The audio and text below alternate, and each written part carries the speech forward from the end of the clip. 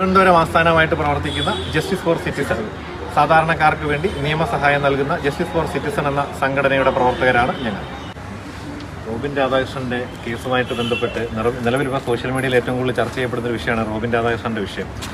Robin Radhakrishnan തെറ്റ് ചെയ്തിട്ടുണ്ടോ, ആൾക്കാരെ വഞ്ചിച്ചിട്ടുണ്ടോ, ഇത് പറഞ്ഞുകൊണ്ട് കുറേ യൂട്യൂബേഴ്സ് ഇദ്ദേഹത്തെ കുറ്റക്കാരനാക്കിക്കൊണ്ട് കുറ്റപ്പെടുത്തിക്കൊണ്ട് നിരവധി വീഡിയോകൾ ചെയ്തുകൊണ്ടിരിക്കുകയാണ്.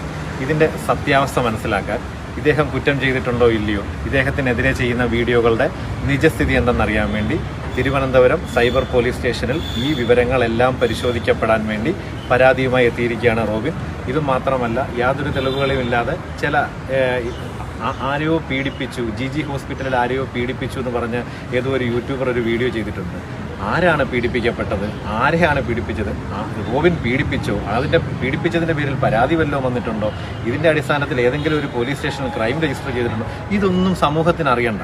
സമൂഹത്തിന് ആകെ അറിയേണ്ടത് ഏതോ ഒരു വിവരമില്ലാത്ത ഒരാൾ, അല്ലെങ്കിൽ ഒരുപാട് കഴിവുള്ള ഒരാൾ ഒരു യൂട്യൂബിൽ കയറിയിരുന്നിട്ട് റോബിൻ പീഡിപ്പിച്ചു, റോബിൻ നേഴ്സിനെ പീഡിപ്പിച്ചു എന്ന് പറഞ്ഞ ഉടനെ വിശ്വസിക്കുന്ന ഒരു കാലഘട്ടമായിട്ട് ഇത് മാറിയിരിക്കുകയാണ്. അപ്പോൾ ഇതിനെതിരെ ഇത്തരത്തിൽ നവമാധ്യമങ്ങൾ യൂസ് ചെയ്തുകൊണ്ട് ഈ ഒരു സമൂഹത്തിൽ ഉയർന്നു നിൽക്കുന്ന ആൾക്കാരെ ഇല്ലായ്മ ചെയ്യാൻ വേണ്ടി ശ്രമിക്കുന്ന, അല്ലെങ്കിൽ പുതിയ ഏതെങ്കിലും തരത്തിലുള്ള പ്രോഗ്രാമുകളിലോട്ട് കയറാൻ വേണ്ടി ശ്രമിക്കുന്ന ഒരു കൂട്ടം ആൾക്കാർക്കെതിരെ അവരുടെ നിജസ്ഥിതി സമൂഹം മനസ്സിലാക്കാൻ വേണ്ടി നിലവിലെ നിയമപരമായ കാര്യങ്ങൾ മാത്രം, ഈ റോബിൻ മറ്റു രീതിയിലുള്ള ഒരു സംസാരത്തിനും താല്പര്യമില്ല ആരുമായിട്ട്, നിയമം അദ്ദേഹത്തിന് നൽകുന്ന പരിരക്ഷ എന്താണോ ആ പരിരക്ഷയിലൂടെ യാത്ര ചെയ്ത് സമൂഹത്തിന് മുമ്പിൽ ഇദ്ദേഹം തെറ്റുകാരനല്ല എന്നുള്ളത് വ്യക്തമാക്കി തെളിയിച്ചിരിക്കും.